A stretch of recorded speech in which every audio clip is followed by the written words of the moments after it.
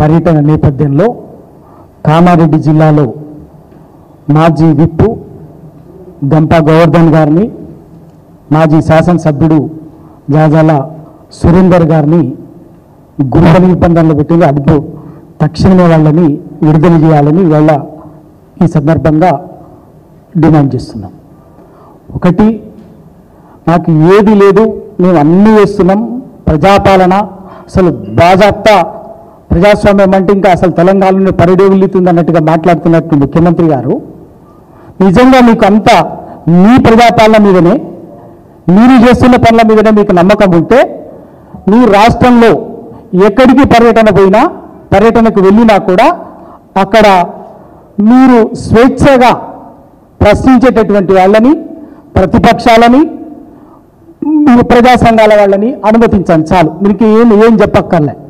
ఆ పని చేయకుండా ఎక్కడికి వెళ్ళినా ఎక్కడికి పోయినా ఏదైనా ఒక చిన్న వర్గం ఆ ప్రాంతంలో ఏదన్నా సమస్య మీద పనిచేసేటటువంటి వర్గం ఏదైనా చిన్న నిరసన చెప్తుందేమో, లేకపోతే వ్యతిరేకంగా ఏదైనా కార్యక్రమం చేస్తుందేమో అని చెప్పి ముందుగానే రాత్రి తెల్లవారి కల్లా వాళ్ళని అదుపులోకి తీసుకుంటూ నిన్న మహబూబ్ నగర్లో అదే పని చేస్తున్నారు.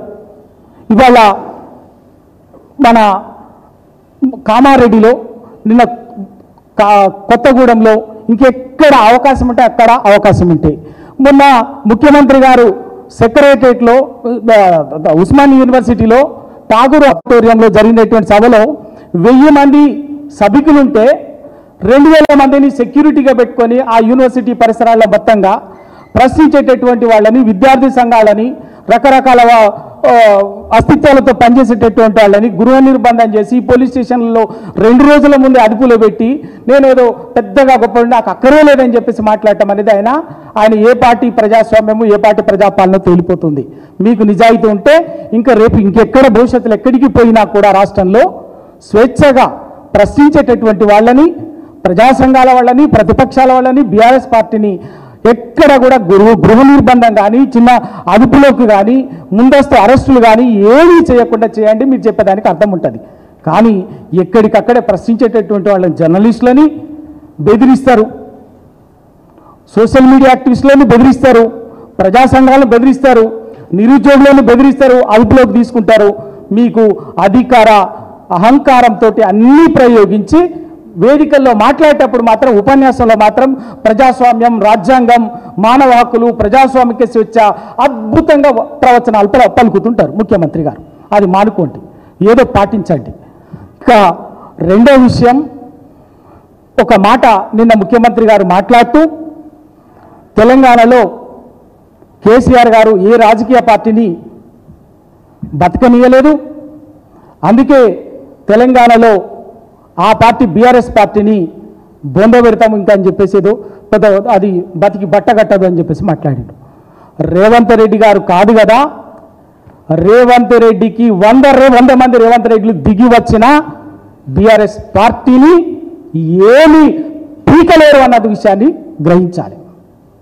ఇవాళ కాదు, ఆ పార్టీ టీఆర్ఎస్ పార్టీ పుట్టుకలోనే 2001 నుంచి ఈ రోజు వరకు టీఆర్ఎస్ పార్టీని అస్తిత్వం లేకుండా రాజకీయంగా సమాధి చేయాలనేటువంటి పన్నని కుట్ర కుతంత్రం నీ రాజకీయ గురువైనటువంటి చంద్రబాబు నాయుడు గారిని మొదలుకొని ఎంతమంది, వైఎస్ రాజశేఖర రెడ్డి గారు ఎంతమంది చేయనటువంటి పన్నాగం లేదు, చేసినటువంటి లేదా, 2006లో ఏం జరిగిందో తెలియదా, 2009లో ఏం జరిగిందో తెలియదా?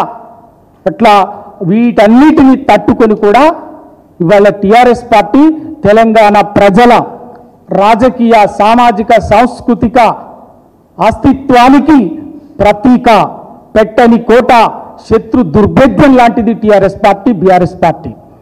పెద్ద దిక్కు కేసీఆర్ గారు, రక్షణ కవచం, తిరుగులేని రక్షణ కవచం కేసీఆర్ గారు. అటువంటి టీఆర్ఎస్ పార్టీని నీలాంటి 100 మంది ఎంతమంది వచ్చినా కూడా మీ చిల్లర మాటలే తప్ప అవి ఏమీ చెయ్యలేరు. టీఆర్ఎస్ పార్టీకి ఉన్నటువంటి శక్తిని ఇవాళ అడ్డుకోలేకనే, టీఆర్ఎస్ పార్టీ ఉన్నటువంటి శక్తి సామర్థ్యాలని మీరు తట్టుకోలేకనే కనీసం చేసేటటువంటి కుట్ర పన్నాగం లేదు. మీరు ప్రజలు మీకు అధికారం ఇచ్చింది ప్రజలకు ఇచ్చినటువంటి 420 హామీలు. ఆ 420 హామీలని నెరవేర్చే పని చేయండి. ఆ హామీని ప్రతి హామీని నిలబెట్టుకునే ప్రయత్నం చేయండి. కానీ అధికారంలోకి వచ్చిన రోజు నుంచి కూడా మీరు వేసిన కంచెల్నే, మీ పార్టీ వేసినటువంటి కంచెల్ని ప్రగతి భవన్ ఆ రోజు ఉన్నటువంటి ముఖ్యమంత్రి కార్యాలయానికి కంచెలు వేసింది ఎవరు? మీ కాంగ్రెస్ పార్టీ ముఖ్యమంత్రి కిరణ్ కుమార్ రెడ్డి కదా. తెలంగాణ ఉద్యమానికి జరుసుకొని దక్కోవటానికి నీ పార్టీ ముఖ్యమంత్రి వేసినటువంటి కంచెల్ని నువ్వే కూలగొట్టుకున్నావు. మళ్ళీ ఎవరు వేసిందని చెప్పేసి చెప్తావు. కేసీఆర్ గారు వేసిందని చెప్పారు. మీరు కంచెలు వేసింది మీరే, గడీలు కట్టుకుంది మీరే, కూర్చుకున్నది మీరే. మళ్ళీ ఆ కంచెలు కూర్చోమని చెప్పినావు కదా, మరి అక్కడ ఎందుకు ఉండలేదు? మళ్ళీ ఎక్కడో పోయి ఎక్కడుంటున్నారు? ఎక్కడో పోయి మరి జూబ్లీహిల్స్ కోటలు ఎందుకుంటున్నారు? మరి పోలీసు పహారాలో ఉన్నటువంటి కమాండ్ అండ్ కంట్రోల్లో మీ కార్యక్రమాలు ఎందుకు జరుపుతున్నారు? సెక్రటరీ నుంచి కదా పరిపాలించాల్సింది మీరు. అద్భుతమైన సెక్రటరేట్ ఉంది కదా, మొత్తం మంచి ఆధునిక అత్యాధునికమైనటువంటి సౌకర్యాలతోటి, సాంకేతిక సౌకర్యాలతోటి సెక్రటరేట్ అన్ని హంగులతో ఉంది కదా. అక్కడి నుంచి కదా మీరు పరిపాలన చేయాల్సింది. అది వదిలేసి కమాండ్ అండ్ కంట్రోల్లో ఎందుకు అంటే మీరు ఇండైరెక్ట్గా ప్రజల్ని మానసికంగా ఏదో రకంగా బెదిరించడం తప్ప వేరింకేమీ లేదు.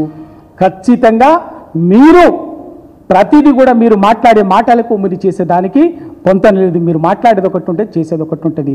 కాళేశ్వరం కమిషను, కాళేశ్వరం మీద పీసీ గోస్ కమిషను, మీ పార్టీ అధిష్టానం మీరు ఏం మాట్లాడిరు? మొన్నటి వరకే మాట్లాడారు, ఇప్పుడే మాట్లాడిరు.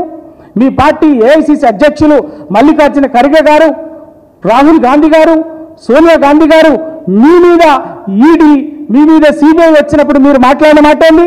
మొన్నటికి మొన్న మీరు సురవరం సుధాకర్ రెడ్డి గారి సంతాప సభలో మాట్లాడిన మాట ఏంది? ఈడీ, సిబిఐ ఈ దేశంలో ఇవాళ నరేంద్ర మోడీ ఆ రెండింటిని తన రాజకీయ ప్రత్యర్థుల మీద వాడుకోవటానికి ఒక ఆయుధంగా వాడుతుండే తప్ప అని చెప్పేసి మాట్లాడిండు. మరి 24 గంటలు తిరగకముందే అదే అసెంబ్లీలో మీరు కాళేశ్వరం పీసీ గోస్ కమిషన్ మీద ఏం తేల్చిరని చెప్పేసి సిబిఐ కమిషన్ ఇచ్చి సిబిఐ విచారణకు ఇచ్చిండ్రు.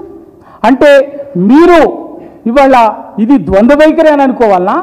లేకపోతే మీ రాహుల్ గాంధీ గారు, మీ కాంగ్రెస్ పార్టీ అధిష్టానము సిబిఐ మీద, ఈడీ మీద విశ్వాసం లేకపోతే, విశ్వాసం లేదు, అది రాజకీయ కక్షలకు వేదికగా మారింది, దాన్ని రాజకీయ కక్షల కోసమే ఈ స్వతంత్ర రాజ్యాంగ సంస్థలను వాడుతుందని చెప్పేసి మాట్లాడుతున్నారు కదా. అంటే మరి మీరు ఇవాళ సిబిఐకి ఇవ్వడము అంటే మీ అధిష్టానం రాహుల్ గాంధీ మీద అవిశ్వాసాన్ని ప్రకటించి దాన్ని ప్రయోగిస్తున్నటువంటి నరేంద్ర మోడీ గారి మీద విశ్వాసాన్ని ప్రకటించడమా సిబిఐకి ఇవ్వడం అంటే? మరి దీన్ని బట్టి ముఖ్యమంత్రి గారు మీరు చిల్లర మాటలు మానుకోండి, ద్వంద్వ ప్రమాణాలు మాట్లాడటం మానుకోండి. ఖచ్చితంగా రాజకీయ క్షేత్రంలో, ప్రజాక్షేత్రంలో ఇవాళ టీఆర్ఎస్ పార్టీ మీరు ప్రజలకు ఇచ్చినటువంటి 420 హామీల్లో ఏ ఒక్క హామీని వదిలిపెట్టేది లేదు. బరాబర్గా మిమ్మల్ని వెంటాడుడే, ప్రశ్నించుడే. ప్రశ్నిస్తుంటే వాటి అమలు కోసం చేస్తూనే ఉంటాం. మీరు ఎప్పటికప్పుడు మీరు చేసే మోసాన్ని ప్రజాక్షేత్రంలో ఎండగడతాం. దాన్ని తప్పించడం కోసం, డైవర్షన్ చేయటం కోసము మీరు ఎప్పటికప్పుడు చిల్లర మాటలతోటి, చౌకబారు మాటలతోటి వ్యక్తిగత హననం చేస్తూ కుట్రపూరితంగా కుతంత్రాలతోటి రాజకీయం చేయాలనుకుంటే చెల్లదు.